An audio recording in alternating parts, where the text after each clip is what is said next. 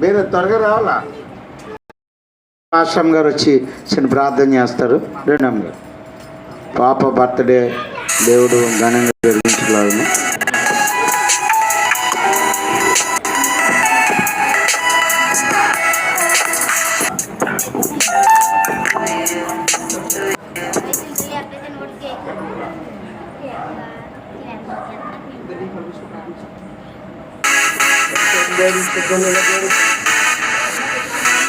ప్రార్థన చేసుకున్నాము.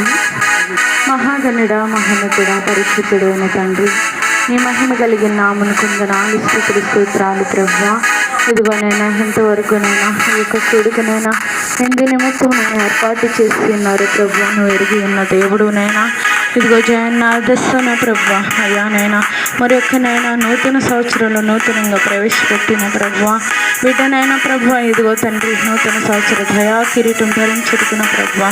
మీరు కృప చూపినందుకే వందనాలు స్తోత్రం దేవా.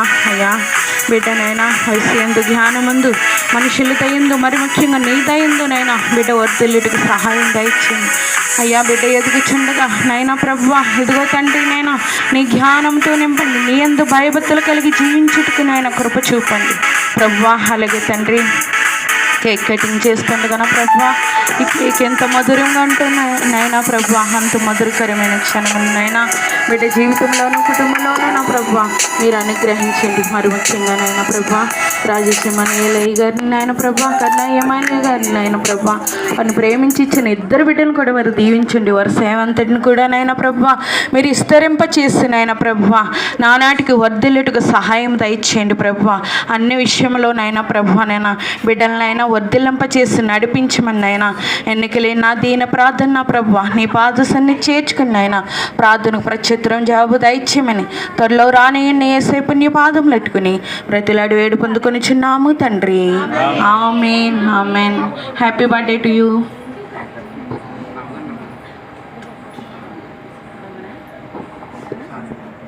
దేవునికి మహిమ కలిగాక చక్కటి ప్రార్థన చేసిన పాస్టర్ గారికి వందనాలు. ఈ సమయంలో మరి రాజేష్ గారి తల్లి గారు స్టేజ్ మీద రావాలండి. అమ్మగారు రండి. అదర్శ నానమ్మ గారు, ఎస్టేర్ గారు, నానమ్మ గారు, శాంతి కుటుంబీకులు రామ్మ రెండమ్మ. ప్రసాద్ గారు భార్య గారు రండి. ఇందిరా గారు రండి. రెండు కుటుంబీకులు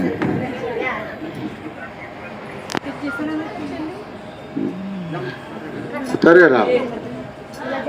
ఈ సమయంలో మరి క్యాండిల్ వెలిగిస్తారు. అది చాలా అద్భుతంగా వెలుగుతుంది. పెట్టావా పెట్టావా?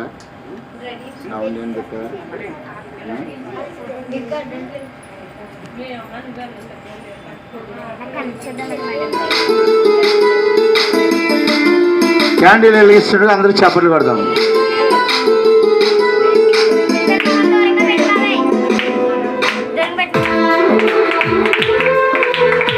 చప్పట్లు కొడదాం గట్టిగా. Happy birthday Adarsha. దేవుడు నేను దీవించును గాక. ప్రభు కృప నీకు తోడైండును గాక. చెప్పబడిన వాక్యంలో సంసోను అన్ని విషయాల్లో ఆస్వాదించబడుతుందా. చెయ్యి అయ్యారు సుందరయ్య అమ్మ మీరే చేయండి. తండ్రి యొక్క కుమారుని యొక్క పరిశుద్ధాత్మ నామలో కేక్ కట్ చేసి తీపిదనంతా అదర్శ జీవితంలో వచ్చేలాగిన మనందరూ ఆశతో అభివృద్ధి కొరకు ప్రార్థన చేద్దాం. ప్రతి ఒక్కరు కూడా మీ అమ్మగారిని అమ్మ పెట్టండి. అమ్మ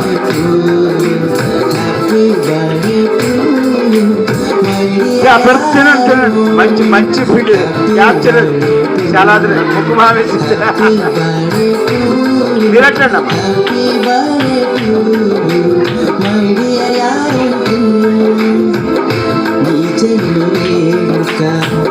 ఆ దేవుని కానుక జీవించు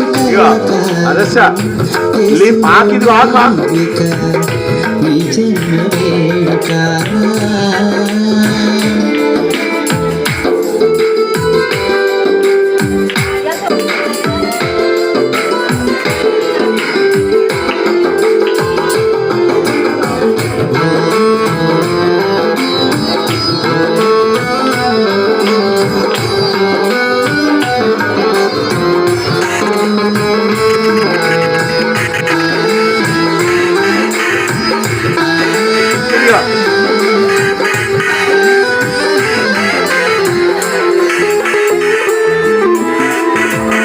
కంటి పాపలాగా నీ కాచినేసయ్యా తలరెక్కలా నిండలు నీ దాచునేసయ్యా తన కంటి పాపలాగా నీ కాచినేసయ్యా తలరెక్కలా నిండలు నీ దాచునేసయ్యా వాక్యము ధ్యానించు మోకరించి ప్రార్థించు క్రీస్తుకై సాక్షిగా జీవించు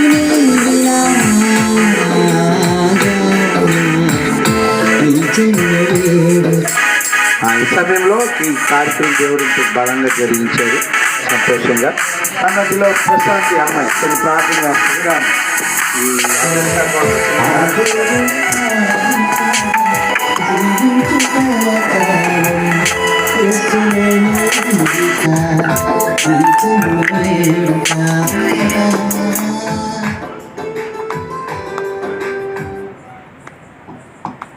చేసుకున్నారండి.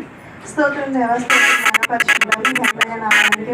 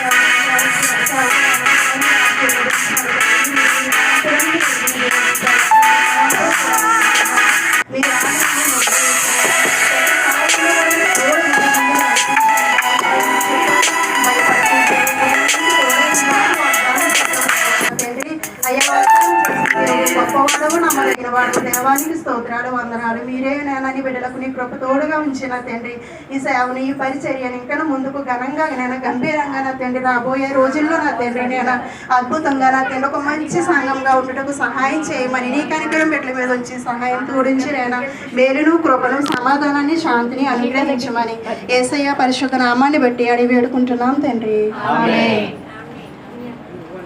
చక్కటి ప్రార్థన చేసిన ప్రశాంతిని బట్టి వందనాలు. బాబీ తీసేయండి. ఇంకా మరి నువ్వేం గిఫ్ట్ ఇస్తాం ఇచ్చి సార్ అందరూ లేచిన పెడదాం. చిన్న ఆరాధన పల్లవి చరణం వాక్యంలోకి వచ్చాను.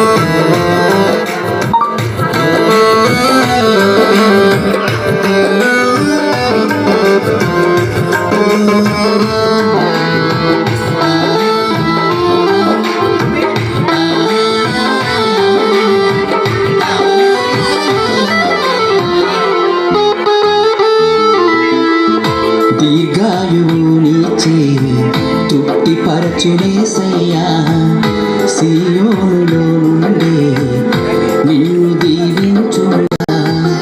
దీర్ఘాయువునిచ్చి తృప్తిపరచునేసయ్యా సీయోనులో నుండి నిన్ను దీవించుగా. యెహోవా యందు నీవు భయభక్తులు కలిగుండు. నిన్ను దీవించు యేసు నిత్యము తోడుండగా. Thank you. నీ జన్మ వేడుక ఆ దేవుని కానుక జీవించు కలక యేసులో అలాగే కళ్ళు మూసుకున్నాం. తక్కువ సమయం, ఎక్కువ కాదు, ఒక పల్లవి ఇచ్చారండి.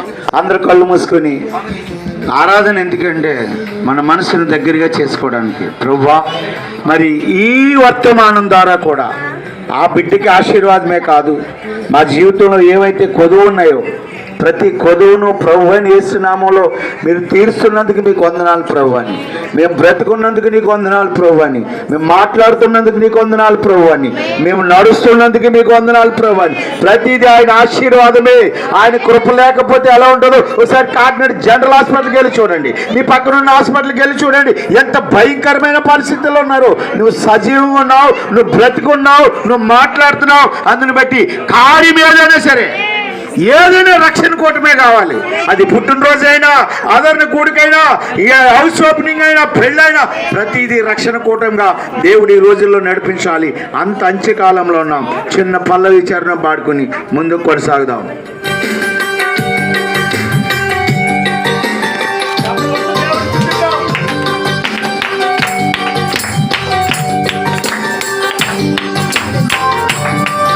హల్లెలూయా.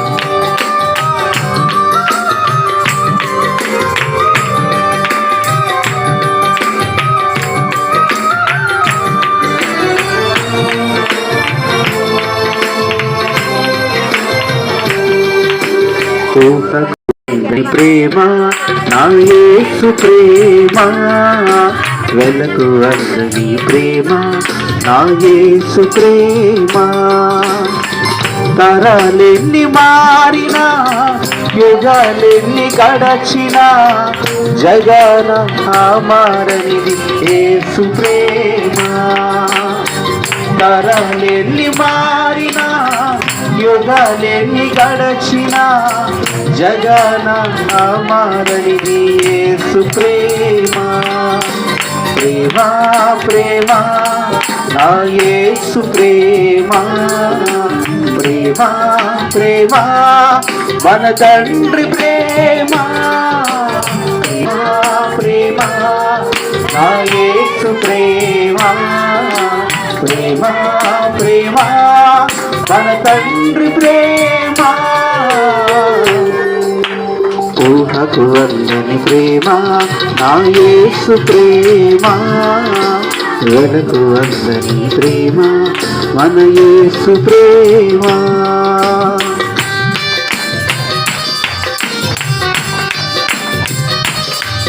ఇలా కొన్ని ఎన్నో మేలులు మన కొరకు దాచి, ఇదిగో మన ఊహకు అందని ప్రేమతో ఆయన నడిపిస్తున్న విధానాన్ని బట్టి ఆయనకి ఎంతైనా మనము కృతజ్ఞతలై ఉన్నాము.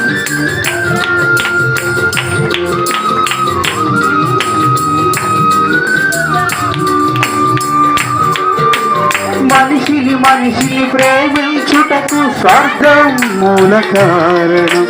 దేవా నీవు ప్రేమించుటకు నీ కృపే కారణం. మనిషిని మనిషిని ప్రేమించుటకు స్వార్థం మూల కారణం. దేవా నీవు ప్రేమించుటకు నీ కృపే కారణం. మనుషులు మారినా, మమతలు మారినా, బంధాలు వీడినా, యేసు ప్రేమ మారదు. మనుషులు మారినా, మమతలు మారినా, బంధాలు వీడినా, యేసు ప్రేమ మారదు. ప్రేమ ప్రేమ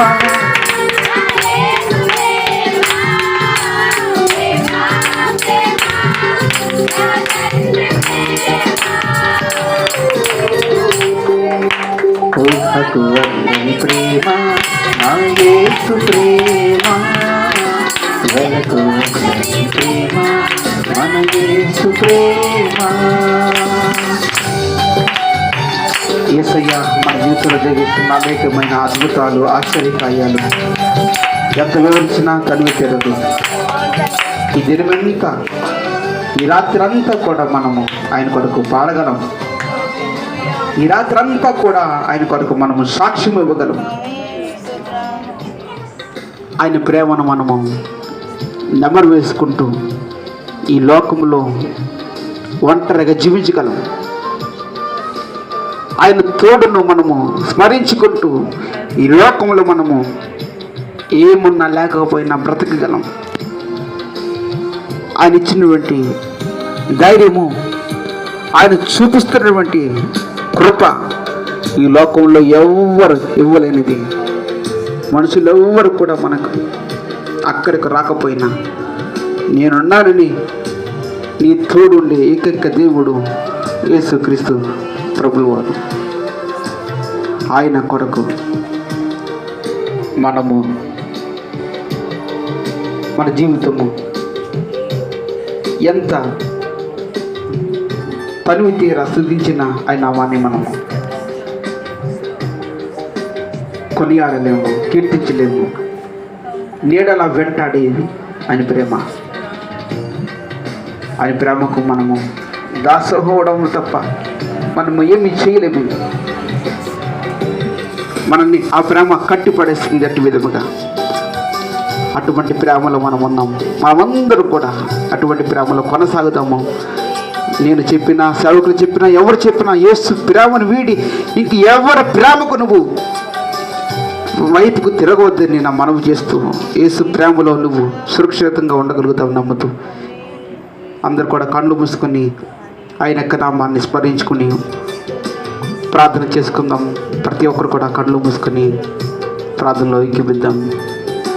స్తోత్రములు, స్తోత్రములు, స్తోత్రములు. హల్లెలూయా, హల్లెలూయా, హల్లెలూయా, హల్లెలూయా. మన మధ్యన కడలి రాజుగారు వచ్చి ప్రార్థనలో నడిపిస్తారు. అందరు కూడా కళ్ళు మూసుకొని ప్రార్థనలో ఎక్కిపిద్దాం. హల్లెలూయా, హల్లెలూయా.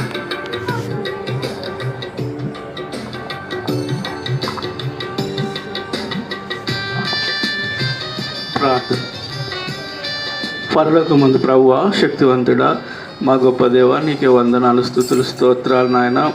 ఈరోజు తండ్రి చక్కటి కార్యక్రమాన్ని నాయన మీరు ఆశీర్వాదకరంగా జరిపించినందుకు కృతజ్ఞతాస్తుతులు చెల్లించుకుంటున్నాం ప్రభువా.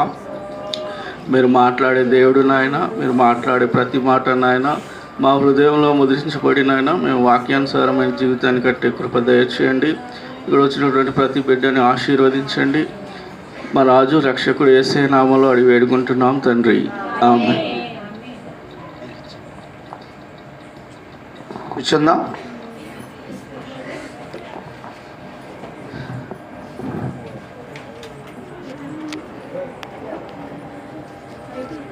ఇంకెవరు మాట్లాడొద్దమ్మా. వాక్యం దేవుడు మాట్లాడుతున్నప్పుడు కూడా మీరు డిస్టర్బెన్స్ చేశారంటే దేవుని కోపం వస్తుంది. ఆయన సన్నిధి వదిలేసి వెళ్ళిపోతాడు. మనం ఎంత ప్రయాసపడినా ఇక వ్యర్థం. సమయం కరెక్ట్గా 9:30 అయింది. అయ్యగారికి నేను ప్రసంగం ఇవ్వాలని ఆశపడుతున్నాను. దానికంటే ముందు వన్ వర్డ్ ఒక మాట చెప్తాను. సుమారు నా జీవితంలో రమారమి 25 సంవత్సరాలు ఉద్యోగం చేశాను. ఒక 13 సంవత్సరాలు ఒక సాధారణ మెకానిక్గా చేశాను. మిగతా 12 సంవత్సరాలు ఒక ఉన్నతమైన అంటే హైఫై జాబ్ చేశాను. తర్వాత దేవుడి సేవకు పిలిచి ప్రభువా, నేను ఒకే మాట అడిగాను. నేను హైదరాబాద్లో ఉన్నాను చాలా కాలం, ఎలా మరి నేను సేవ చేయడం అంటే నీకు ఎందుకు నేను చూసుకుంటా అన్నాడు. ఆ చూసుకున్న తొలి పరిచయంలోనే రాజేష్ గారిని నాకు పరిచయం చేశారు. అప్పుడు ఈయన చాలా హైక్లో ఉండేది. ఈయన హ్యాండ్ మామూలు హ్యాండ్ కాదు. చాలామంది సేవకులు చాలా దిక్కులు పంపించేవాడు. ఆ ప్రయత్నంలో నన్ను కారులో అంతా కారు కూడా చాలా ఎన్నో కార్లు ఎలా ఉంటాయి మీకు తెలుసు కదా. ఆ కారులో తిప్పి అలాగే కొన్ని అడ్రస్లు ఆయన పంపించి చాలా బహుదూర ప్రాంతాల్లో నన్ను ఒక సేవకుడిగా స్థిరపడుటకు, సాక్ష్యము వాక్యము స్థిరపడుటకు ఆయన ద్వారా దేవుడు కృప చూపించాడు. అందుకు నేను ఆయనకి ప్రత్యేక కృతజ్ఞుని. ఇందాక ఆయన అన్న మాటకు గుర్తొచ్చింది. మా వివాహంలో జాన్ గారు హస్తం ఉందన్నారు కాబట్టి అప్పుడు బాగా కలిసి ఉండేవాళ్ళం. అలాగే జోయన్న ఇంచుమించుగా మా భాషామ్మ గారి చేతుల మీద పెరిగింది చాలా వరకు. అక్కడికి వెళ్ళినా అమలాపురం కూడా పోయేవాళ్ళం అత్తమాలం. ఆ చిన్నోడికి అసలు అమలాపురం పోలేదు. దానికి కారణం ఏంటంటే కరుణ నా మీద పగబెట్టేసింది. దానికి కారణం ఏంటంటే ఆయన పరిచయం ఈరోజు ఒక్క రోజుకి 4 మీటింగులకి వెళ్తున్నాను. 5, 6, 7 కూడా ఉంటాయి. అంటే జస్ట్ అలాగే ప్రార్థన చేసి వెళ్ళిపోవడం, వాక్యం చెప్పడం, హల్లెలూయా. అంత బిజీ షెడ్యూల్. కొన్ని రోజులు ఇల్లే కనపడదు నాకు, ఇంటికే రాను. ఆ బేస్మెంట్ రాజేష్ ఎమ్మానుయేల్ గారి ద్వారా నాకు పడింది. అలాగే వాళ్ళ పెళ్ళిలో ఆ పాప పుట్టిన దాంట్లో మేము చాలా ఇన్వాల్వ్మెంట్ ఈ 3 yearsలో. కొద్దిగా ఇప్పుడు కొంచెం ఫోన్లు అయితే మామూలుగా ఉంటాయి, కానీ కలిసి పరిచయం చేయడం అనేది ఆయన వేలు వెళ్తున్నాడు, నాకు తీరిక లేకుండా. ఈ లోపల సంఘ పరిచయం ఎలాగ ఉంటుంది కదా, మీకు తెలుసు కదా. కాబట్టి ఇక నేను సమయం తీసుకోను. మరి చక్కటి మాట చెప్పారు సుభాషిణమ్మ గారు. భయపడకము యాకోబు గడ రాజేష్ ఎమ్మానుయేల్ అట్టండి, భయపడకము రాజేష్ ఎమ్మానుయేల్ గారు, నేను నీకు తోడుగా ఉన్నాను. అతడు నా నామం ఎరిగినవాడు కనుక నేను అతన్ని ఘనపరిచేది, అతను నన్ను ప్రేమించున్నాడు కనుక నేను అతన్ని ఘనపరిచేదాను. అంతే, ఇంక వేరే విషయం లేదు. ఇక సమయాన్ని పాడు చేయను. ఎగ్జాక్ట్లీ 9:30 అయింది. సుందరరావు గారికి సమయాన్ని ఇస్తున్నాను. దేవుడు మహిమలో నేను చెప్పాను వాక్యానికి సమయం ఇస్తలేదని. ఆయన ఎంతవరకు చెప్తే అంతవరకు కూర్చోండి. రాత్రి 2 అయినా పర్లేదు, మీకు స్నాక్స్ ఉన్నాయి, అవి మధ్య మధ్యలో మీకు ఇస్తాం. అలాగే నేను ఉంచలేండి అనుకోండి, దేవుడి కృప. చప్పలు కొట్టి ఆహ్వానండి.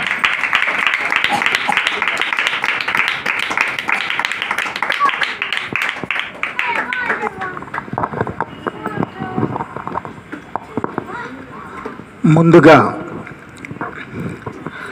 మన రక్షకుడు విమోచకుడు అయిన యేసుక్రీస్తు వారి శుభనామమునకు వందనములు చెల్లించుకుంటూ, మరి ఇక్కడ మనము కూడి ఉన్న ఆ సందర్భమును బట్టి అదశాఖ ముందుగా శుభాకాంక్షలు తెలియజేసుకుంటున్నాను. అలాగే అనుభవజ్ఞులు వాక్యములు, ప్రార్థనలు, సంఘము నడిపింపులో అనేకమైన దైవికమైన చిత్తమును గ్రహించి వారి ఆత్మీయ జీవితంలో ముందుకు వెళుతూ దేవుని మహిమపరుస్తున్న జాన్ బుజ్జి గారికి, పాస్టర్ గారికి దేవుని నామమును బట్టి వందనాలండి. హదస్స యొక్క మొదటి పుట్టినరోజు నేను అటెండ్ అయ్యాను. ఆ పుట్టినరోజులో నాకు ఒక లోటు కనపడింది. పుట్టినరోజు అయితే చాలా ఘనముగా జరిగింది. ఆ లోటు ఏమిటంటే, మన పాస్టర్ గారు జాన్ గారు అక్కడ లేకపోవటము చాలా లోటు. అదే అండి, అదే చెప్తున్నాను, అక్కడ లేకపోవటము. నేను అడిగాను రాజేష్ని, సార్ లేరేటి అయినా చక్కగా ఆ సమావేశాన్ని లీడ్ చేస్తారు, మంచి మోడరేటర్ అయినా. మోడరేటర్ అంటే మనం నడిపిస్తున్న వాళ్ళని సాధారణంగా మనం ఏమనుకుంటామంటే టీవీలో అయ్యి చూసి యాంకర్ అంటాం. యాంకర్ కాదు, క్రైస్తవ పరిభాషలో మనకైతే మోడరేటర్, చక్కని మోడరేటర్ అంటే ఆ కార్యక్రమాన్ని ప్రారంభం నుండి ముగింపు వరకు ఏ క్రమములో ఉండాలి, ఎలాగ ఉండాలని నడిపించే మోడరేటరు పాస్టర్ గారు. అప్పుడప్పుడు జోకులు పేలుస్తారు, అప్పుడప్పుడు మంచి కథలు పెడతారు మధ్యలో. చక్కగా ఆయన అన్నిటినీ కూడా సమకూర్చి చక్కగా చేస్తారు. వారిని బట్టి మరి కరెంట్ పోయింది కదమ్మా,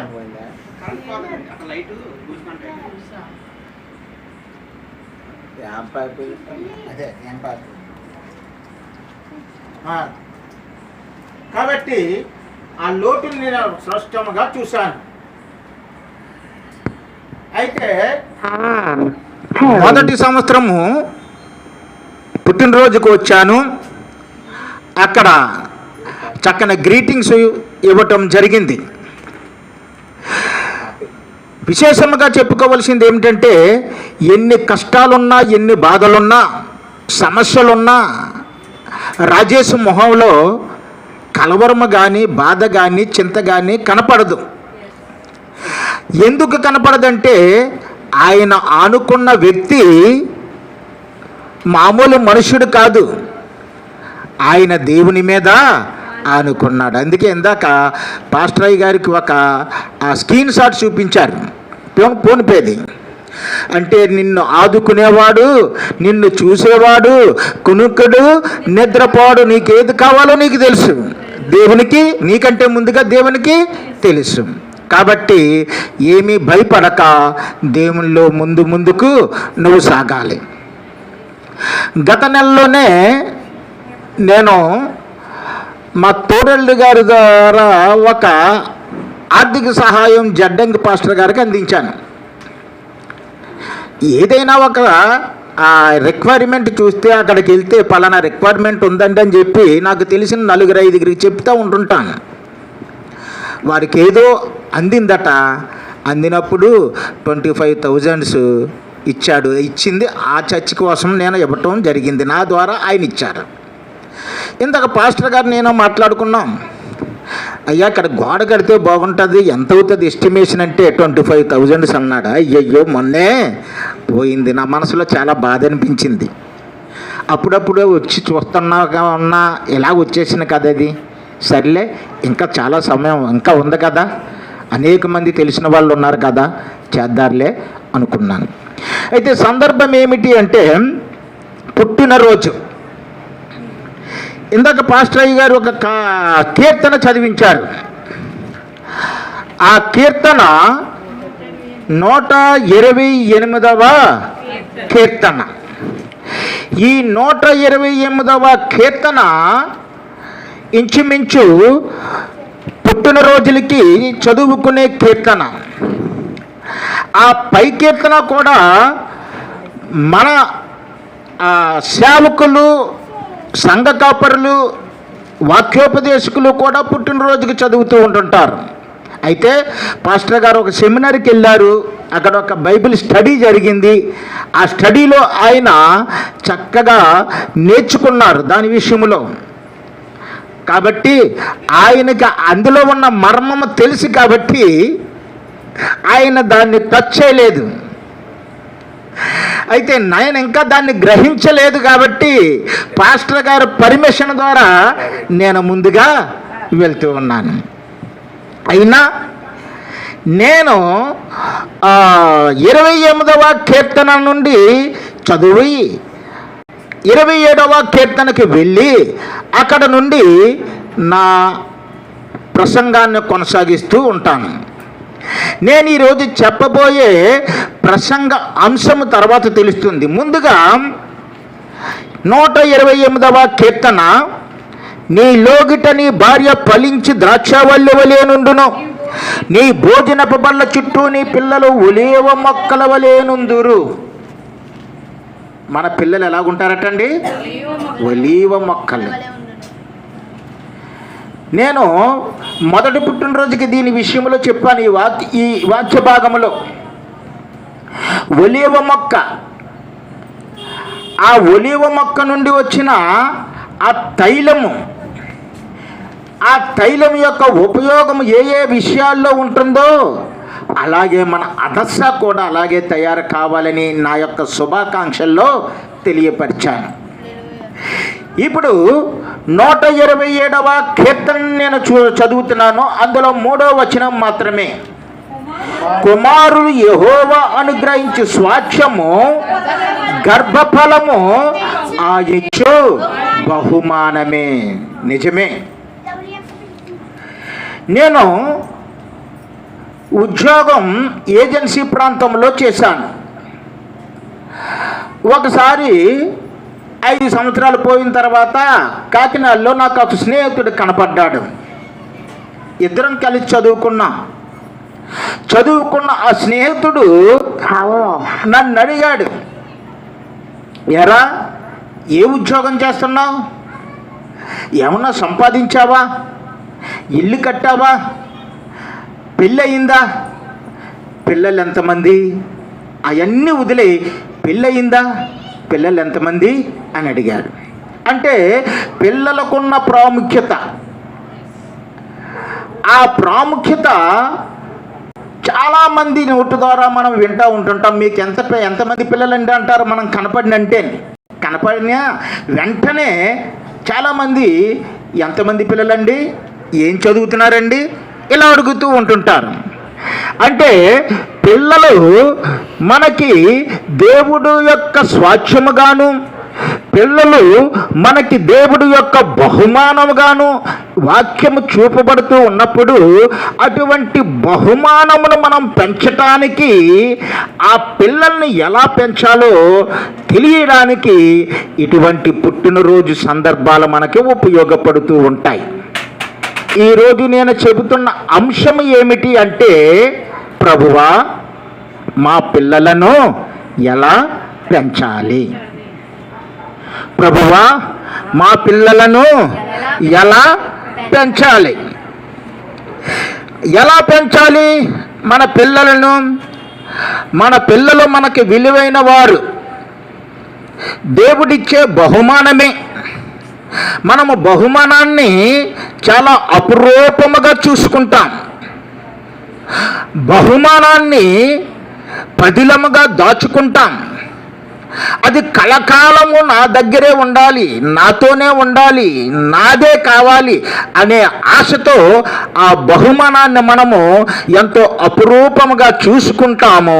అటువంటి బహుమానంతో పోల్చబడింది ఇక్కడ వాక్యము మన పిల్లల్ని.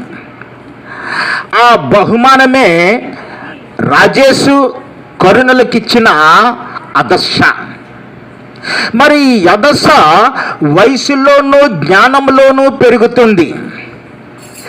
ఈ అదశ సంవత్సరం వెంబడి సంవత్సరము దయా కిరీటమును ధరించుకుంటుంది, దేవుని కృపను ఆస్వాదిస్తుంది. ఆ దేవుడు కృప అదశ మీద, వారి కుటుంబం మీద ఉన్నప్పుడు మరి అదశను ఎలా పెంచాలో తల్లిదండ్రులు తెలుసుకోవాలి. నేను అదశ కోసం చెబితే ఆ అమ్మాయికి ఏం అర్థం కాదు, అర్థం కాని వయసు, ఎల్కేజీ పాప. మరి అర్థం కాని వాళ్ళకి నేను వాక్యం ఏం చెప్పను? అర్థమయ్యే వాళ్ళు ఎవరున్నారంటే వారి తండ్రి, వారి తల్లి ఉన్నారు.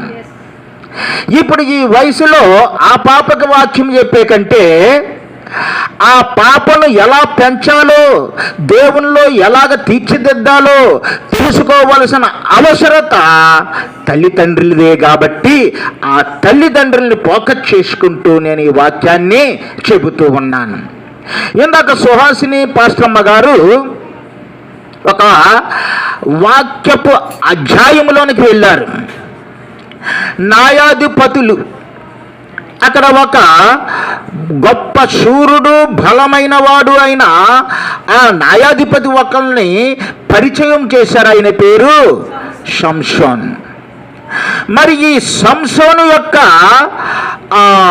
పుట్టుకను మనం చూసినప్పుడు వారి తల్లికి పిల్లలు లేరండి. ఆ అధ్యాయము ప్రారంభములోనే ఉంటుంది కదా, ఆ తండ్రి కోసము తల్లి కోసము రాయబడి ఉంటుంది. వారిని యెహోవా దూత ఏ రీతిగా నడిపించాడో, వారికి పుట్టబోవు బిడ్డ ఎట్లాంటి వాడవుతాడో, ఆ బిడ్డను పొందడానికి మీరు ఎట్లా జీవించాలో, ఏ విధమైన నియమ నిబంధనలు మీరు కలిగి ఉండాలో కూడా ఆ దూత స్పష్టంగా వారికి వివరించి చెప్పుతుంది. అక్కడ ఒక చక్కని నాటకీయత జరుగుతుంది. ఆ అధ్యాయం చదువుతూ ఉన్నప్పుడు తల్లి ఉన్నప్పుడు తల్లి దగ్గరికి యెహోవా దూత వచ్చి, నువ్వు గొడ్రాలేవు కదా, నీకు ఒక కుమారుని ఇస్తున్నాను అన్నప్పుడు ఎంత ఆశ్చర్యం ఉంటుందండి. ఆ తల్లికి ఆశ్చర్యం పొందింది. ఇవ్వాలంటే నువ్వు ఏ ఏ స్థితిలో ఉండాలి, నీ జీవితం ఎలాగుండాలి, నీ నడవడిక ఎలాగుండాలి, నీ బ్రతుకు ఎలాగుండాలి, అవన్నీ కూడా చెప్పినప్పుడు మరింత ఆశ్చర్యపోయింది. ఈ విషయాల్ని తీసుకొచ్చి భర్తకే చెప్పింది. అప్పుడు భర్త కూడా ఏం చేశాడు? ఆ తల్లి యొక్క ఆ చెప్పిన మాటను విని నాకు కూడా దేవుడు కనపడాలి అని చెప్పి ఒక మాట అంటాడు. చూడండి, అక్కడ న్యాయాధిపతుల గ్రంథము 13వ అధ్యాయము 8వ వచనము.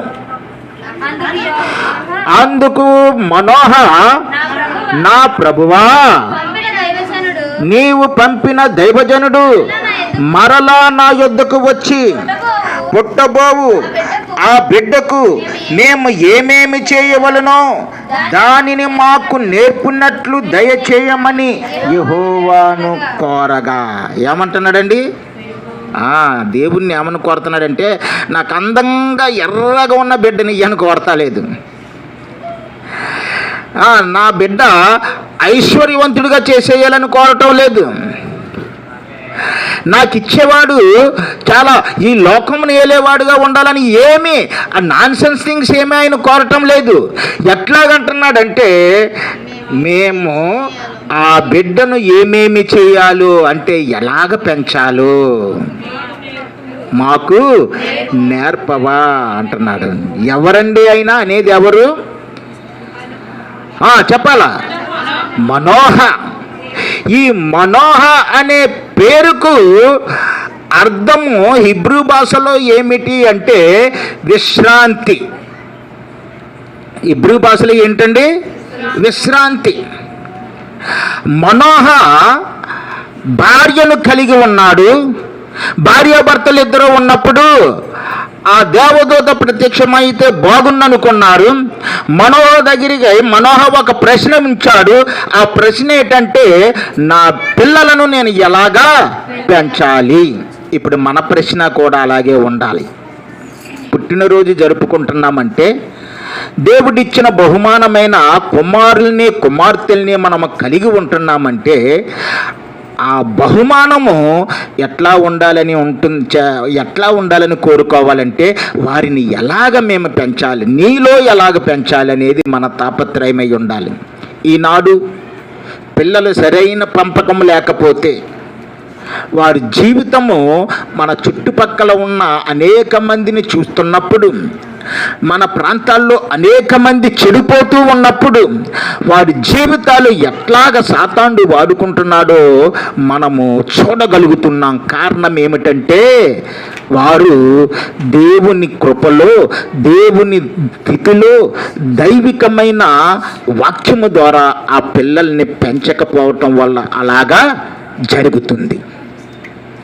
మనోహ అనగా విశ్రాంతి. దేవుడు ఏమంటాడు? మీరు నా యొద్దకు రండి, నేను మీకు అంటే ఈయన దేవుని యొద్దకు వచ్చినాడు అని అర్థమైపోతుంది మనకి. దేవునిలో విశ్రాంతిని కనుగొంటున్నాడు. దేవునిలో అతని ఆత్మ నెమ్మదిని పొందుతుంది. మనోహ. మరి మనోహ అంటే మనకు అర్థమైపోయింది, తెలిసింది.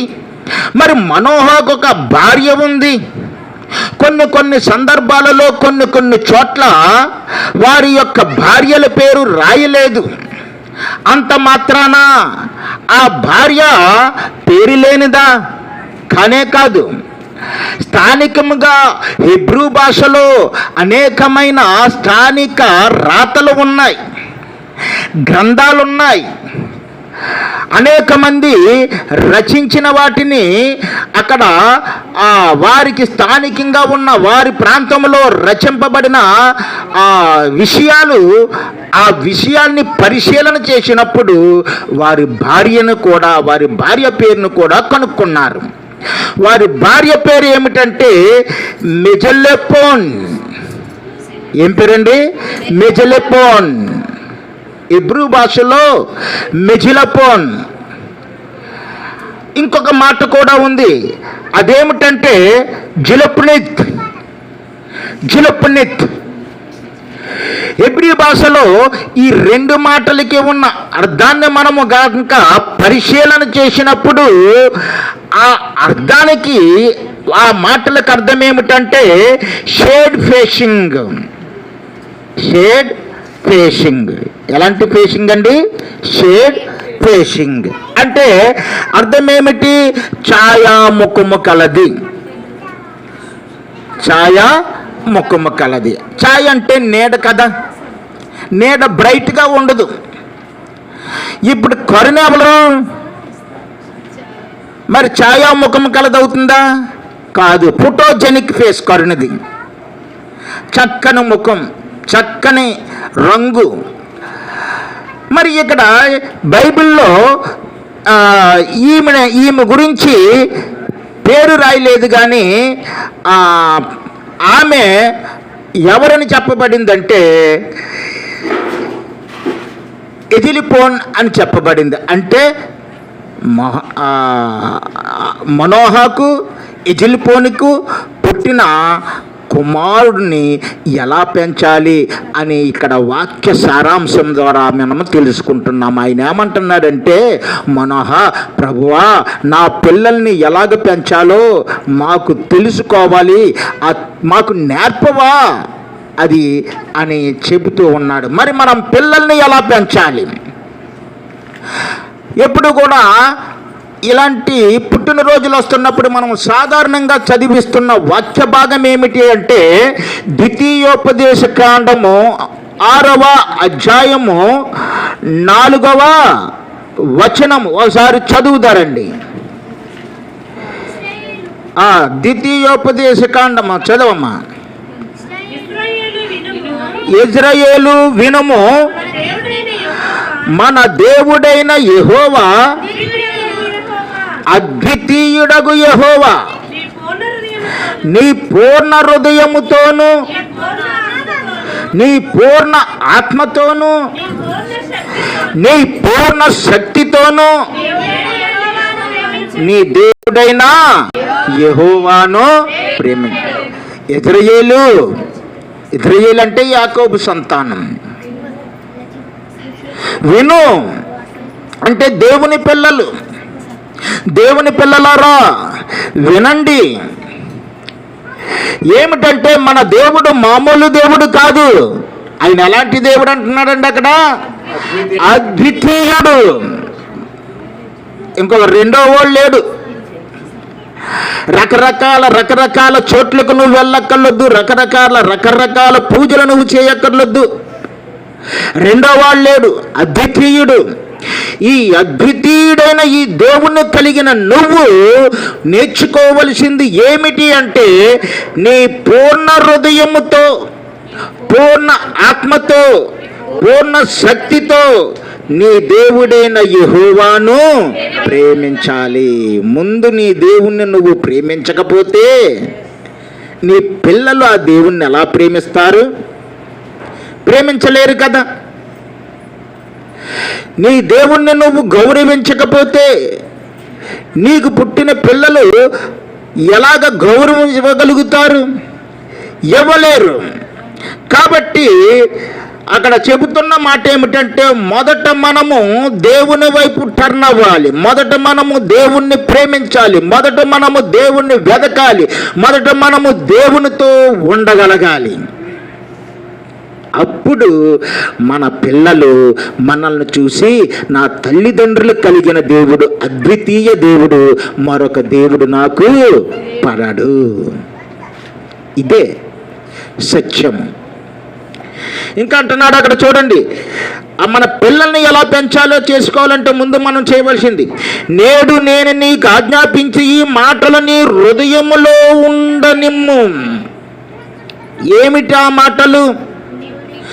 దేవుని మాటలు, ఆజ్ఞలు, వాక్యము, దేవుడు నీతో మాట్లాడే స్వరము, ఇవన్నీ ఎలా ఉండాలట? మన హృదయంలో ఉండాలి. సాధారణంగా అన్నీ వింటాం కానీ దేవుని మాట వినము. ఒకవేళ విన్నా 2 చెవులు ఉన్నాయి కాబట్టి ఈ చెవి నుండి విని ఈ చెవి నుండి ఎలాగా వదిలేస్తాం. అంటే ఎంట్రన్స్ ఎగ్జిట్ 2 కూడా. మరి దేవుని పిల్లలు అట్లాగా ఉండకూడదే. ఎలా ఉండాలట? ఆయన వినమంటున్నాడు, నేను నీకు ఆజ్ఞాపించినవి ఆ మాటలు నీ హృదయంలో ఉండాలి. అంటే నీ కుమారులకు వాటిని అభ్యసింపచేసి, నీ కుమారులకు అభ్యసింపచేసి అంటే కుమార్తెలకు అభ్యసింపచేయకూడదా? కుమార్తెలైనా దేవుడు అనుగ్రహించి బహుమానము కాబట్టి, ఆయన స్వరూపములో ఉన్నవారు కాబట్టి, ఆయన పిల్లలే కాబట్టి మనము వారికి అభ్యసింప చేయాలి, నేర్పాలి. మనము దేవుని యొక్క క్రమము వారికి నేర్పగలగాలి. ఏమని నేర్పాలట? నీ ఇంట కూర్చుండునప్పుడు, నీ త్రోవను నడిచినప్పుడు, పండుకొనినప్పుడు, లేచినప్పుడు వాటిని గూర్చి మాట్లాడవలెను. మనము ఈ వాక్యాన్ని మనము అన్వయం చేసుకుంటే ఇందులో ఒక వంతు కూడా మనం చెయ్యం. ఏమని చెప్తున్నాడంటే, నీవు నీ ఇంట కూర్చుండినప్పుడు ఆ ఇజ్రాయేలీ లేదా యూదుల సంస్కృతిలో ఒక భాగం ఏమిటంటే వారు భోజనము చేసే భోజనపు బల్ల. ఏంటంటది? బల్ల. తల్లి, తండ్రి, పిల్లలు అందరూ కూడా ఆ భోజనపు బల్ల దగ్గర కూర్చోవాలి, తప్పకుండా కూర్చోవాలి. ఆ కూర్చున్నప్పుడు దేవుని కొరకు మాట్లాడాలట, దేవుని కొరకు మాట్లాడాలట. ఈవేళ చికెన్ వండని చూడు ఎంత బాగుందో అని అనకూడదట. నువ్వు మటను గోంగూర చక్కగా ఉందమ్మా అని అనకూడదట. నువ్వు ఏం మాట్లాడాలి? దేవుని కొరకు నువ్వు మాట్లాడాలి. దేవుని యొక్క ఉద్దేశాలు నీ పిల్లలకు చెప్పాలి. చెప్పటమే కాకుండా ఆయన అంటున్నాడు కదా, నీ త్రోవను నడిచినప్పుడు. ఇశ్రాయేలీయులు ఆయా ప్రాంతాలలో, దూర ప్రాంతాలలో ఉన్నప్పుడు కూడా వారి యొక్క పండగలని, నియామక పండగలను వారు ఎప్పుడూ విడిచిపెట్టువారు కారు. వాటి కోసము ఎంత దూరంలో ఉన్నా సరే, ఇది నా దేవుని పండగ, నా దేవుని కార్యం అని చెప్పి వారు ఎక్కడికి వస్తారంటే యెరూషలేము దేవాలయానికి వచ్చే వాడుక. వారు యాత్రలు చేస్తారు. ఇందాక మనం చదువుకున్న కీర్తనలు కూడా 2 కూడా యాత్రా కీర్తనలు. యాత్ర. అలా యాత్రలు చేసినప్పుడు పిల్లల్ని తీసుకుని వెళ్తూ ఉంటుంటారు. యేసుప్రభు వారు కూడా, మరియమ్మ తల్లి, యోసేపు కూడా, తండ్రి అయిన ఆ భౌతికమైన తండ్రి అయిన యోసేపు, మరియమ్మ తల్లి గారు యేసుప్రభు వారిని దేవాలయానికి తీసుకెళ్లారు. పండక్కి తీసుకెళ్లారు కదా. అలాగే తీసుకెళ్తున్న అటువంటి సందర్భంలో మహాదేవుడు, మన దేవుడైన గొప్ప కార్యాలు చేసిన దేవుడు గురించి వారు ముచ్చటించేవారట, చక్కగా చెప్పేవారట. చక్కగా చెప్పాలని ఇక్కడ చెప్తుంది. అంతేకాదు వారు ఊరిలో, పొలంలో ఎక్కడికి వెళ్ళినా పిల్లల్ని వెంట పెట్టుకుని వెళ్ళే అనవైతే ఉంది వాళ్ళకి.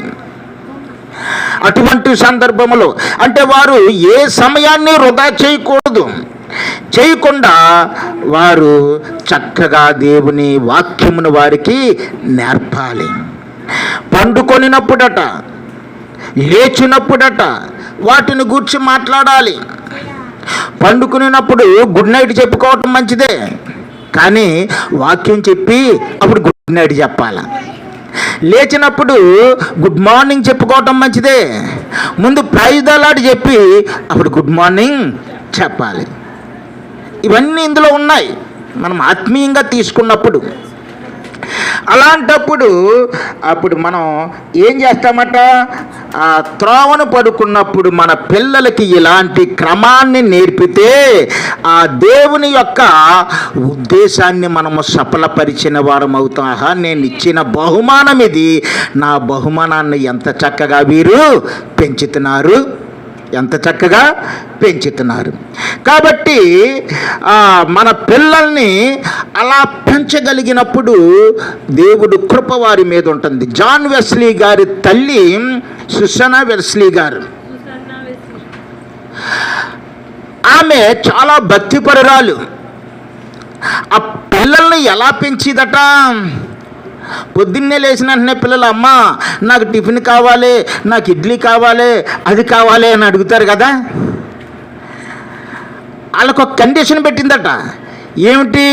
మీరు ఆ ముందు రోజున ఎక్సర్సైజ్ ఇచ్చేది వాళ్ళకి, నేను ఇచ్చిన వాక్యం ఉంది కదా, ఎవడైతే అప్పగిస్తాడో ఆ వాక్యాన్ని వాడికే టిఫిన్ అనేదట.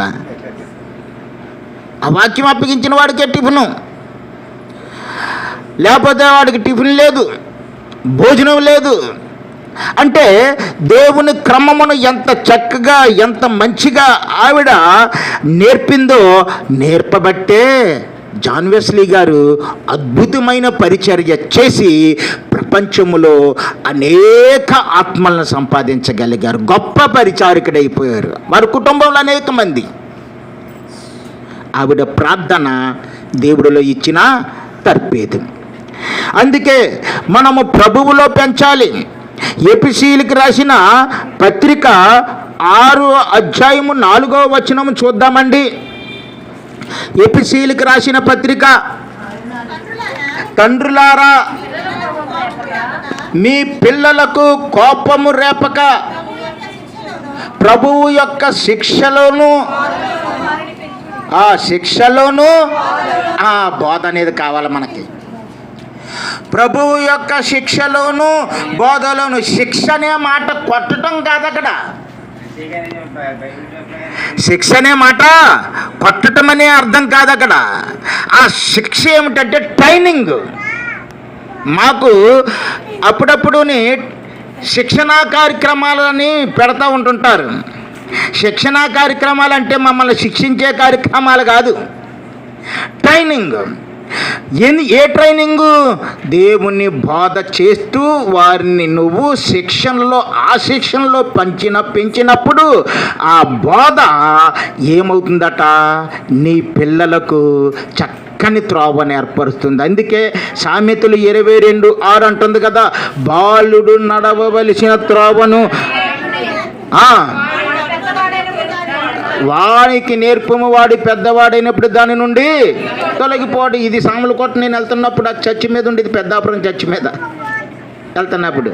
నిజమే కదా, బాలుడు నడవవలసిన త్రోవను మనము చిన్నప్పుడే నేర్పాల. ఒక సామెత ఉంటుంది. ఏమిటా సామెత అంటే, మొక్కై వంగనిది బానే వంగదు. ఇప్పుడు నువ్వు దేవుని వాక్యము, దేవుని ప్రేమ, దేవుని బోధ, దేవుని శిక్షణ నీ పిల్లలకి నేర్పకపోతే పెద్ద అయిన తర్వాత వారు ఎంత మాత్రమూ నేర్చుకోరు. మన విరోధి అయిన సాతానుడు వారిని నేర్చుకోనివ్వడు. కాబట్టి మనము చక్కని బోధలో వారిని పెంచాలి. ఒక దొంగ ఉన్నాడు, వాడికి ఒక కొడుకు. ఆ కొడుకు ఎలిమెంటరీ స్కూల్కి వెళ్తూ ఉంటే అక్కడ మన కరుణాలాంటి పాస్టర్ అమ్మగారు ఈ కుర్రాడు అటు ఇటు తిరుగుతుందని చెప్పి, రారా ఆదివారం సండే స్కూల్ పెడుతున్నాను అని చెప్పి పిల్లల్ని పోగు చేసి సండే స్కూల్ పెట్టి దేవుని వాక్యాలు నేర్పుతూ ఉండేది, దేవుని కథలు చెబుతూ ఉండేది. ఆ కథలు వీడు చక్కగా హృదయంలో దాచుకుని చక్కగా జీవిస్తూ ఉన్న ఈ కుర్రాడు దేవుని ఎంతగానో ప్రేమించేవాడుగా తయారయ్యాడు. మరి వాళ్ళ నాన్న దొంగ కదా. ఒకరోజు, ఒరే కొడుక, మనము దొంగతనానికి వెళ్దాము రారా అని చెప్పి తీసుకెళ్ళి ఒక ఇల్లుని సెలెక్ట్ చేసుకున్నాడు. ఆ ఇంటి ముందు కొడుకుని పెట్టి, ఒరే నేను లోపలికి వెళ్ళి దొంగతనం చేసి వస్తాను, అక్కడ ఏమేమి ఉన్నాయో పట్టుకొని వస్తాను, ఇటువైపు ఎవరైనా వస్తున్నప్పుడు ఎవరైనా చూశారనుకో నాకు నువ్వు చెప్పాలి అని చెప్పి ఆ కొడుకుతోటి చెప్పి అక్కడ నిలబెట్టి ఈ దొంగ లోనకి వెళ్ళబోతాడు. అప్పుడు ఆ కొడుకు అంటాడు కదా, నాన్న ఒకరు చూస్తున్నారు నాన్న అంటాడు. ఎవర్రా అని ఎదరకొచ్చి అటు ఇటు చుట్టూ చూస్తాడు, ఎవరో కనపడరు. ఇదేమిట్రా ఒకరు చూస్తున్నారని చెప్పవు, ఇక్కడ ఎవరు లేరు కదా అంటాడు కొడుకుని. నాన్న పైనుండి దేవుడు చూస్తున్నాడు. ఎవరు చెప్పారు? సండే స్కూల్లో దేవుని వాక్యం అక్క చెప్పింది మాకని చెప్పాడు. బాగుపడ్డారా లేదా? ఒక వ్యక్తి జీవితం మార్చగలిగేది, ఒక వ్యక్తి స్థితిని మార్చగలిగేది, ఒక వ్యక్తి ఆలోచన మార్చగలిగేది కేవలము దేవుని వాక్యమే, దేవుని మాటే. ఆ మాట విన్న తండ్రి గుండె కరిగిపోయింది, పశ్చాత్తాపడ్డాడు. నా చిన్న కొడుకుకున్న బుద్ధి నాకు లేదే, నిజమే, ఎవరు చూడటం లేదనుకుంటున్నాను, పైనుండి దేవుడు మాత్రం చూస్తున్నాడు. ఇక నుండి నేను ఈ పాడు పని వదిలిపెడతాను. ఆ కొడుకు సండే స్కూల్కి వెళ్తున్నాడు, తండ్రి చర్చికొస్తున్నాడు.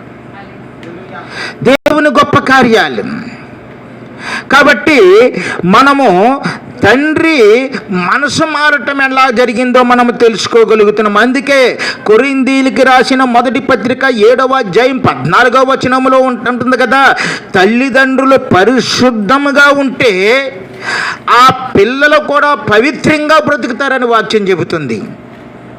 తల్లిదండ్రులు ఎలా ఉండాలండి? పరిశుద్ధంగా ఉండాలి. వారు పరిశుద్ధంగా ఉన్నప్పుడు మరి అదస్స ఎలా పెరుగుతుందంటే పవిత్రముగా పెరుగుతుంది. వీరి పరిశుద్ధత ఆమెకు పవిత్రతను తీసుకొస్తుంది. ఫిలిప్పు కుమార్తెలు ఉన్నారు, 4. ఆ ఫిలిప్పు యొక్క క్యారెక్టర్ని బట్టి, ఆ కుటుంబమును బట్టి వారు ఎలాగైపోయారంటే పవిత్రులుగా మారిపోయారు. పవిత్రులుగా మారారు కాబట్టి ప్రవచిస్తున్నారు. పవిత్రులుగా మారారు కాబట్టి ప్రవచిస్తున్నారు. మరి దేనా ఉంది. దేనా ఆ యాకోబు చేస్తున్న మోసాలను చూసింది. తర్వాత మారాడు అనుకోండి మన హీరో. లాస్ట్కి ఆ కుటుంబంలో అనేక మంది ఉన్నారు కాబట్టి వారు గొడవలను స్పష్టంగా వింది, గ్రహించింది. ఈ గొడవలు ఎప్పుడు ఇలాగే ఉంటాయి వీళ్ళకి అనుకుంది. ఆమె మనసు ఏమైపోయిందంటే మొద్దుబారి పోయి తన ఇష్టానుసారంగా ఆ దేశాన్ని చూడడానికి వెళ్ళింది. అక్కడ ఏమైంది? సిగ్గు తెచ్చుకుంది. అంటే అక్కడ మనము పరిశుద్ధంగా పేరెంట్స్ ఉన్నప్పుడు పిల్లలు పవిత్రంగా పెరుగుతారు. కాబట్టి పిల్లలకి ఉన్నది ముఖ్యమైనది ఏమిటంటే ఒక సైకాలజీ ఉంటుందండి. పిల్లల సైకాలజీ మీరు ఎప్పుడన్నా గమనించారో లేదో. పిల్లల సైకాలజీ ఎలా ఉంటుందంటే ఇమిటేషన్, అనుకరిస్తారు. అమ్మ ఎలా మాట్లాడుతుంది, నాన్న ఎలా మాట్లాడుతున్నాడు, ఈ అనుకరణ. వాళ్ళ సైకాలజీ ఎప్పుడు కూడా తండ్రిలా తల్లిలా ఎవరో ఒకరిలా వారిని వారు ఇమేజిన్ చేసుకుంటూ అలాగే డెవలప్ అవుతారు. మీరు ప్రార్థన చేసుకోవటం అదస్స చూసిందనుకో, మీ పక్కనే ఆమె మోకరిస్తుంది. ఆ తండ్రి ప్రభువులో నడవటము ఆ కుమారుడు చూశాడనుకో, ఆ కుమారుడు కూడా నా తండ్రి బాట చక్కనైందని ఆ బాటలోకి వెళ్ళగలుగుతాడు. అలా కాకుండా మనము ఎలా ఉండాలి?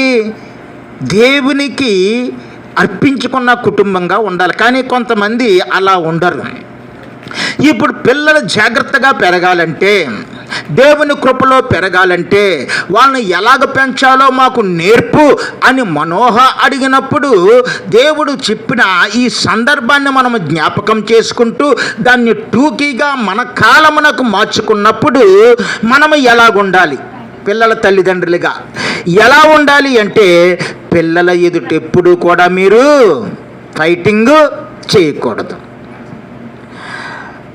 ఒక సుబ్బారావు అనే ఆయన ఉన్నాడు, ఇరుగు పొరుగు సుబ్బారావు రామారావు ఉన్నారు. వాళ్ళకి మధ్య గోడ ఒకటి ఉంటుంది. గోడ ఒకటి ఉంటే ఆ సుబ్బారావు అడిగాడట, ఏమని? రామారావుని, రేడియోకి టీవీకి ఉన్న తేడా తెలుసురా రామారావు అని అడిగాడట.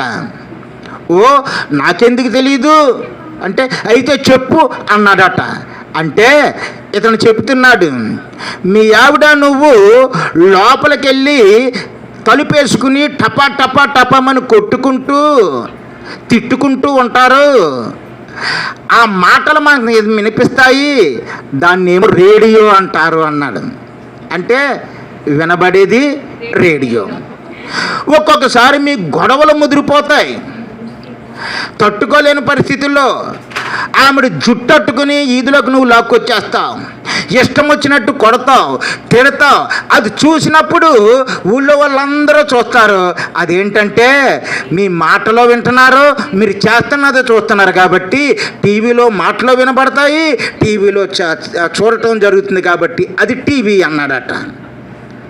మన తల్లిదండ్రుల బ్రతుకులు రేడియో బ్రతుకులు కానీ టీవీ బ్రతుకులు కానీ కాకూడదు. దేవుని వాక్యం ఏమంటుందంటే పిల్లల ఎదుట ఎప్పుడూ పోట్లాడుకోకూడదు. రెండవది ఏంటంటే పిల్లలతో అబద్ధాలు ఆడకూడదు. అబద్ధం చిన్నయే అబద్ధాలు ఆడతాం.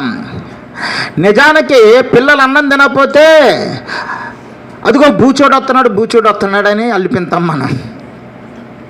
ఆ బూచోడన్న మాట అమ్మాయి మైండ్లో స్టోర్ అయిపోతుంది.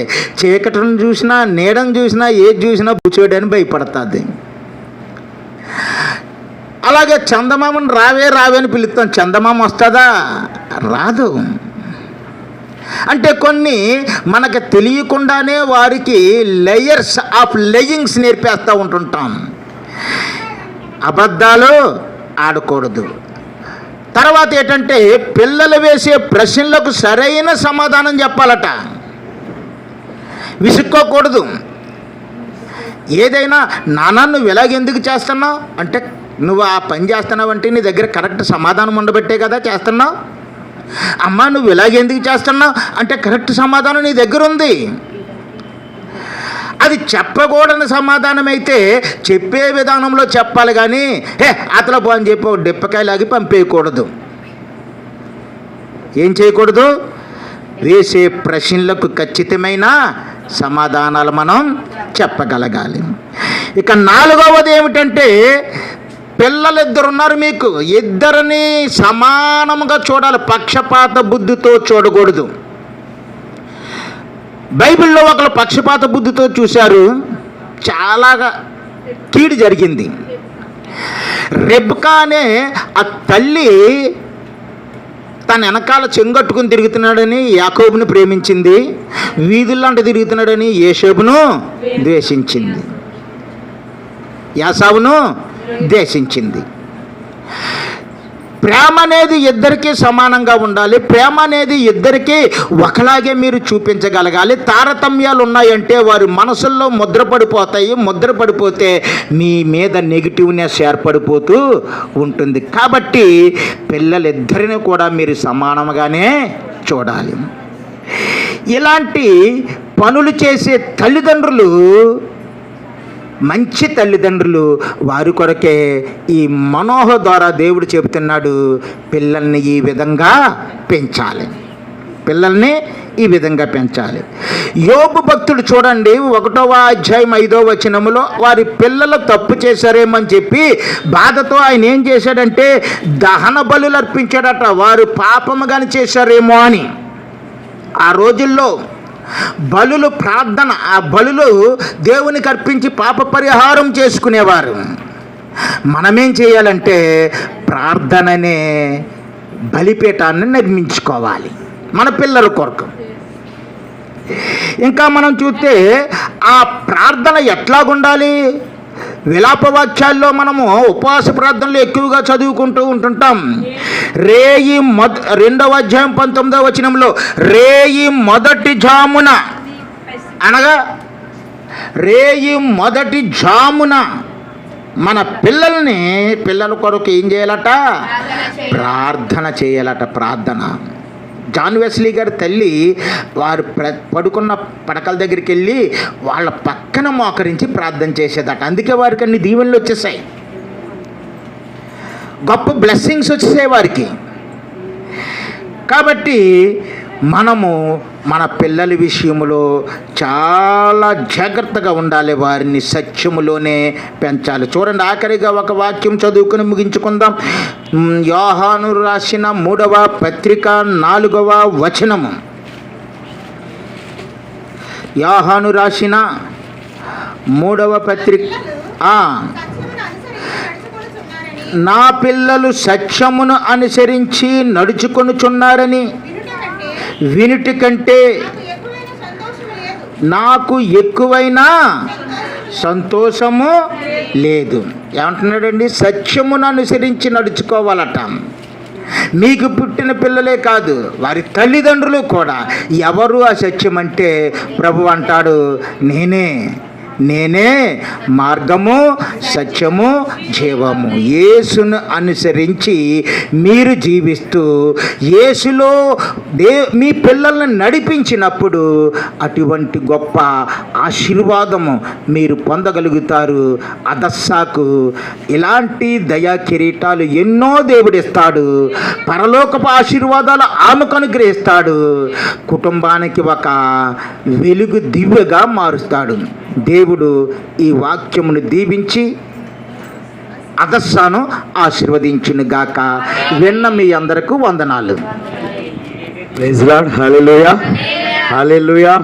గట్టిగా చెప్దాం హల్లెలూయా. ఇంటికి వెళ్ళిపోతాంలేండి, అందుకే మరోసారి హల్లెలూయా చెప్దాం. హల్లెలూయా. ఆయన మాస్టర్ కాబట్టి 45 నిమిషాలు తీసుకున్నారు. వాళ్ళకి అలవాటు అయిపోయింది, ఆ క్రమం అలవాటు. ఇప్పుడు దానికోసం ఎందుకు చెప్తున్నాను తెలుసా? మీ పిల్లలకు మంచి క్రమాన్ని నేర్పమని ఆయన చక్కటి వాక్యం చెప్పారు. ఇసుకు లేదు, బోర్ లేదు, అలా చక్కగా ప్లేన్గా వెళ్ళిపోయింది. రాజేష్ గారు నాకు ఒక మాట చెప్పారు, ఆయన టైం కట్టి ఎంత టైం చెప్తే అంత టైము ఆయనకి ఫ్రీగా వదిలేను. నేను టైం ఇచ్చుంటే 10 గంటలకు ఆపేయమందును. ఒక పావు గంటలో అది చాలా డిస్టర్బ్ అయిపోయాను అనమాట. చెప్పాలనుకున్నది ప్రజెంట్ చేయలేక చాలా డిస్టర్బ్ అయిపోయాను. చక్కగా పిల్లల్ని తల్లిదండ్రులు ఎలా పెంచాలో చక్కటి బాధ. మరి ద్వితీయోపదేశకాండం 6 వచనాలు ఎంత మంచి మాటలు. తర్వాత నా పిల్లలు సత్యంలో ఉన్నారు, మరి చక్కటి మాటలు, మనోహర్ చెప్పిన మాటలు చాలా అద్భుతంగా. మరి బర్త్డేకి ఏ ప్రసంగం చేయాలో ఆ ప్రసంగం ఆడంబరం లేకుండా ప్రశాంతమైన వాతావరణంలో, చల్లటి వాతావరణంలో మంచి మాటలు చెప్పిన మరి సుందరమేష్ గారికి ప్రత్యేకమైన వందనాలు. చాలా రోజుల నుంచి మరి అయ్యగారిని మా ప్రాంతం తీసుకెళ్ళాలనుకుంటున్నాం. దేవుని చిత్తమైతే ఈ ఉపవాస కూటాలకి తీసుకెళ్లాలని ఆశపడుతున్నాం. చప్పలు కొట్టేవారు సార్ అభినందన. మంచి వర్తమానం చెప్పినాను. ఇంక ఈ సమయంలో ముగింపు ప్రార్థన చేసుకుందాం. మీ కొరకు చక్కటి స్నాక్స్ కూడా రాజేష్ గారు ఏర్పాటు చేశారు. ఓటప్ థ్యాంక్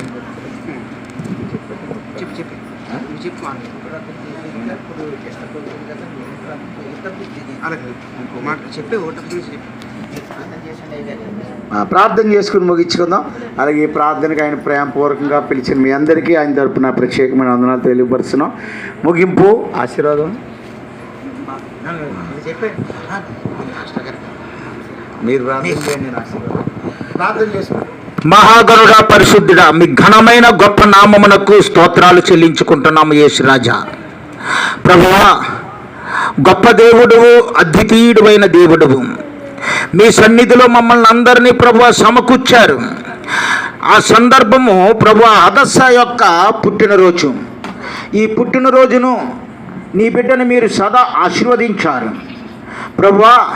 మరి పాస్టర్ గారి ద్వారా చక్కని మోడరేటింగ్, అలాగే వారి తల్లిదండ్రుల ద్వారా మంచి విట్నెస్, అలాగే నాయన సంఘ బిడ్డల ద్వారా పాటలు, మరి పాస్టమ్మ గారు సుభాషిణి గారి ద్వారా గ్రీటింగ్స్, పాస్టమ్మ గారి ద్వారా ప్రార్థన ప్రభు మీకు అంగీకారముగా మార్చుకున్నారు. దీనుడినైన నన్ను మీ పాత్రగా చేసుకున్నారు. మీకు వందనాలు. వచ్చిన ప్రతి బిడ్డను మీరు దీవించండి, ఆశీర్వదించండి. ఈ కార్యక్రమం ఇంత గొప్పగా జరగడానికి మీరు కరుణ చూపించినందుకు మీకు వందనాలు. అలాగే ప్రభువా, ఇక్కడ ఉంచబడిన ప్రభువా మరి కేక్ల బాబు అల్పాహారాన్ని బట్టి ప్రభువా మిమ్మల్ని స్తుతించుకుంటూ ఉన్నాము ప్రభువా. అలాగే అదస్సాను, వారి యొక్క తమ్ముణ్ణి, వారి తల్లిదండ్రులను మీరు జ్ఞాపకం చేసుకోండినైనా. ఎన్ని బాధలు, ఎన్ని కష్టాలు, ఎన్ని ట్రబుల్స్ వారు ఎదుర్కొన్నా ప్రభువా, మీరు అండగా కొండగా ఉన్నందుకు మీకు స్తోత్రాలు చెల్లించుకుంటున్నాం. వయసులో, జ్ఞానములో దినదినము నీ బిడ్డను మీలో ఎదిగించండి. చక్కని జీవితాన్ని, చక్కని ఆశీర్వాదాలని నీ బిడ్డకు మీరు అనుగ్రహించమని, పాఠశాలకు వెళ్తున్నప్పుడు వస్తున్నప్పుడు మీరు తోడుండమని, అలాగే నీ బిడ్డ చక్కని జ్ఞానము, బుద్ధి, జ్ఞానములు, సర్వసంపదలు మీలో ఉన్నాయి కాబట్టి ఆ జ్ఞాన సంపదలన్నిటినీ కూడా నీ బిడ్డలో పెట్టమని, దయాకిరీటాలు, అనేక దయాకిరీటాలు నీ కుమార్తెకి ఇమ్మని మహాగణుడు మా ప్రియరక్షకుడిని యేసునామమున ప్రార్థిస్తున్నాను తండ్రి, ఆమేన్. మన తండ్రి అయిన దేవుని ప్రేమ, కుమారుడైన క్రీస్తు ప్రభుని కృప, ఆదరణకర్త అయిన పరిశుద్ధాత్మిక అన్య సాహసం, ఈరోజు ప్రార్థన పెట్టించుకున్న రాజేష్ ఎమాన్యుయల్ గారి కుటుంబానికి, నాయన ప్రభు బర్త్డే చేసుకున్న జయన్న దర్శకుని, అలాగే మంచి వాక్య పరిచయం చేసిన నీ దాసులకు సుందరరావు గారికి, నడిపించిన మా కుటుంబాలకు, అంతకు మించి రాజేష్ ఎమాన్యుయల్ గారు ప్రేమించి వచ్చిన సంఘానికి, బంధువులకును, మరి సుభాషణమ్మ గారికి దేవుడు తన కృప ధారాళంగా దయచేయునుగాక. ఆమేన్, ఆమేన్, ఆమేన్, ఆమేన్. చేసేది గణమైన దేవానికి వందనాలు. ఈ యొక్క నాయన ప్రభు మరి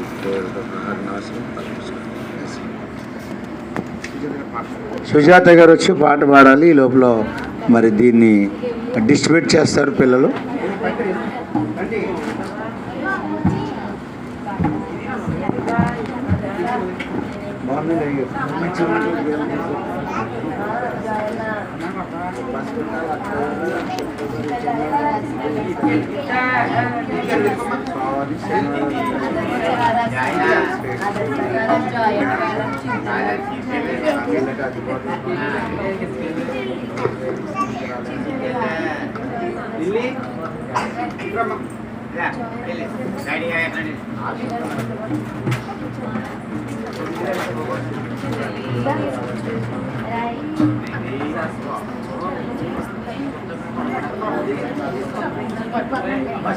రావాలా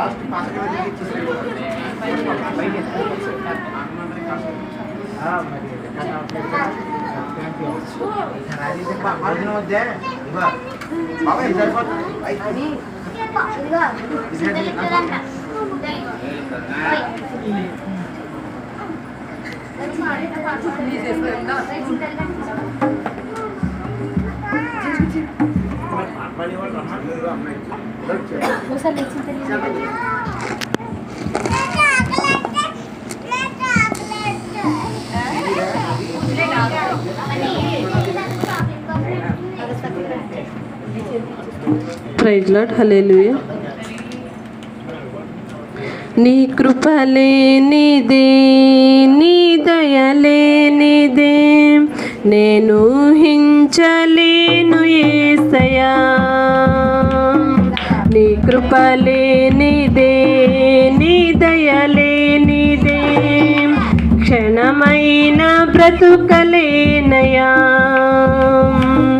నేనేమయ్యున్నను, నాకేమున్నను, కేవలం నీ కృపా. నేనేమయ్యున్నను, నాకేమున్నను, కేవలం నీ కృపా. యేసయ్యా, యేసయ్యా, నీ కృపా చాలయ్యా.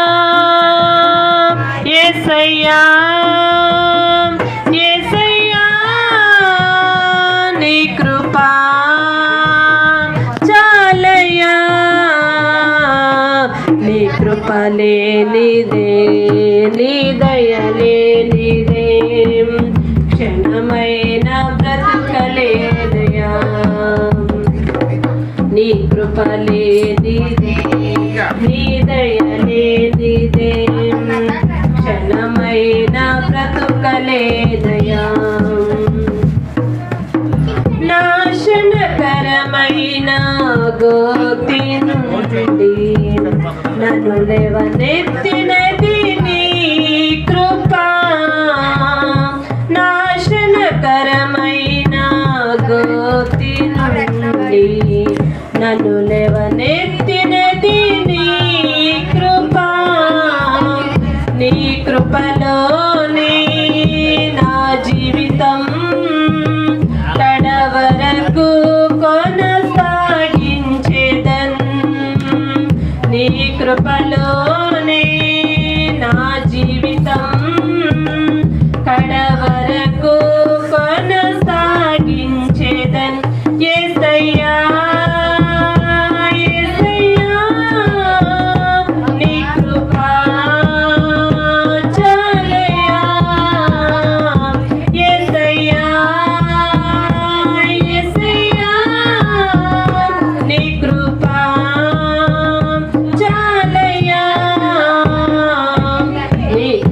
లేనిదే నీ దయ లేనిదే క్షణమైన బ్రతుకలేదయా ఏ దిక్కు లేని నాకు సర్వము నీవై ఆదరించినది నీ కృపా ఏ దిక్కు లేని నాకు సర్వము నీవై ఆదరించినది నీ కృపా మటెరాని నాకు రాగము నీచి నీ కృప చాటే ధన్యతనిచ్చావు మటెరాని నాకు రాగము నీచి నీ కృపను చాటే ధన్యతనిచ్చావు యేసయ్యా యేసయ్యా నీ కృపా చాలయ్యా యేసయ్యా యేసయ్యా నీ కృపా చాలయ్యా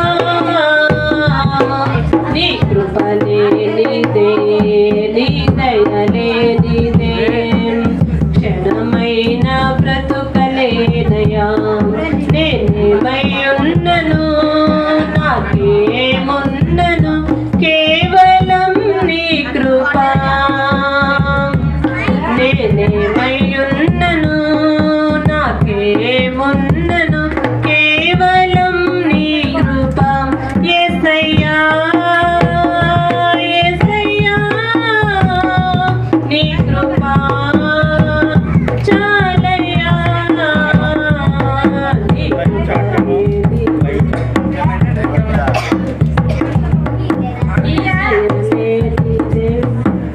క్షణమైన బ్రతుకలేదయా ప్రైజ్ లార్డ్ హల్లెలూయా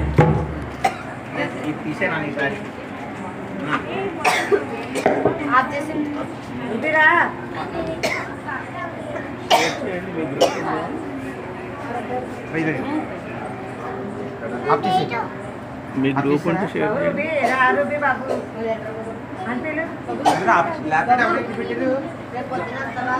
నేనండి